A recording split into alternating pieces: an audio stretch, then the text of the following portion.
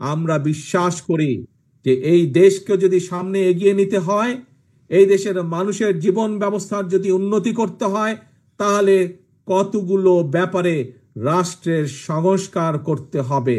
এবং সেই জন্যই আমরা অন্য কেউ চিন্তা করার আগে বিএনপি আপনাদের দলই দেশের সামনে, দেশের মানুষের সামনে সর্বপ্রথম প্রায় 2.5 বছর আগে সংস্কার প্রস্তাব উপস্থাপন করেছি আমরা।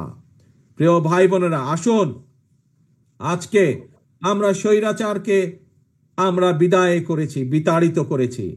আমরা দেশের মানুষের সামনে সংস্কার প্রস্তাব দিয়েছি দেশকে পুনর্গঠন করার জন্য, দেশকে এগিয়ে নিয়ে যাওয়ার জন্য, দেশের মানুষের জীবন ব্যবস্থা ভালো করার জন্য। আমাদের পরবর্তী পদক্ষেপ, আমরা আমাদের পলিসি দিয়েছি, আমরা আমাদের পরিকল্পনা দেশের মানুষের সামনে উপস্থাপন করেছি। এখন আমাদের পরবর্তী পদক্ষেপ জনগণের আস্থা অর্জন করার মাধ্যমে, জনগণের বিশ্বাস অর্জন করার মাধ্যমে আমাদের এই 31 দফা বাস্তবায়ন করা।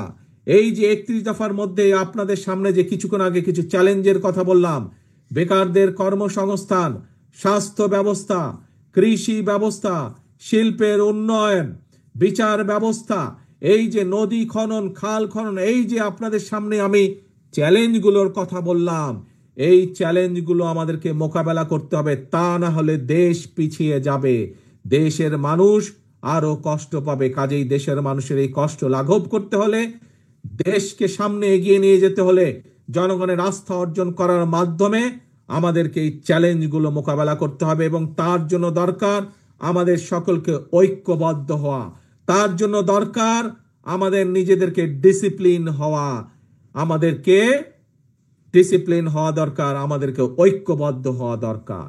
আজকের এই কাউন্সিলের মাধ্যমে আমার প্রত্যাশা থাকবে রাজশাহী মহানগরীর প্রত্যেকটি নেতাকর্মীর কাছে আমার প্রত্যাশা থাকবে, আজকের এই কাউন্সিলের মাধ্যমে আমরা শপথ গ্রহণ করব যে আমরা সকলে ইনশাল্লাহ ঐক্যবদ্ধ থাকব, এক, এবং আগামী দিনে জনগণের আস্থা অর্জনের মাধ্যমে আমরা দেশকে পুনর্গঠনের কাজে হাত দেব। এটা হচ্ছে 2। কি হলো তাহলে? আজকে আমরা 2টি শপথ নিচ্ছি। এক, এই কাউন্সিলের মাধ্যমে প্রিয় ভাই বোনেরা, আমরা সকল পর্যায়ের নেতাকর্মী, আমরা রাজশাহী মহানগরের সকল পর্যায়ের নেতাকর্মী ইনশাল্লাহ আমরা সকলে ঐক্যবদ্ধ থাকব। আজকের এই কাউন্সিলের মাধ্যমে আমরা প্রথম প্রতিজ্ঞা করছি। ঠিক আছে, কি প্রতিজ্ঞা করলাম আমরা? ইনশাল্লাহ আমরা প্রতিজ্ঞা করছি সকল নেতাকর্মী আমরা রাজশাহী মহানগরে ঐক্যবদ্ধ থাকব। 2, কেন ঐক্যবদ্ধ থাকব? ঐক্যবদ্ধ আমরা এজন্যই থাকব যে দেশের মানুষ বিএনপির উপরে আস্থা রাখে, বিশ্বাস করে। তাদের সেই আস্থা এবং বিশ্বাসের মূল্যায়ন করতে হবে। আমাদেরকে সেই আস্থা এবং বিশ্বাসকে মূল্যায়িত করতে হবে। এবং মূল্যায়ন করার একটি উপায় হচ্ছে দেশকে পুনর্গঠন করা।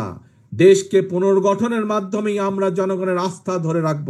কাজে আসুন, প্রতিজ্ঞা 2টি, 1, ঐক্যবদ্ধ থাকা, 2, আগামী দিনে ইনশাল্লাহ জনগণের আস্থা অর্জনের মাধ্যমে দেশ আমরা পুনর্গঠন করব। যে চ্যালেঞ্জ আছে সেই চ্যালেঞ্জগুলো আমরা মোকাবেলা করে দেশকে সামনে এগিয়ে নিয়ে যাব। প্রিয় ভাই বোনেরা, আজকে তাহলে এই প্রত্যাশা রেখে আজকে এবং আজকের এই সম্মেলনের সফলতা কামনা করে আপনাদের কাছ থেকে বিদায় নিচ্ছি। ইনশাল্লাহ অতি শীঘ্র আপনাদের সামনে সামনাসামনি সরাসরি দেখা হবে ইনশাল্লাহ। সকলে ভালো থাকবেন, সকলে সুস্থ থাকবেন। আল্লাহ হাফেজ। বাংলাদেশ জিন্দাবাদ, বাংলাদেশ জাতীয়তাবাদী দল জিন্দাবাদ।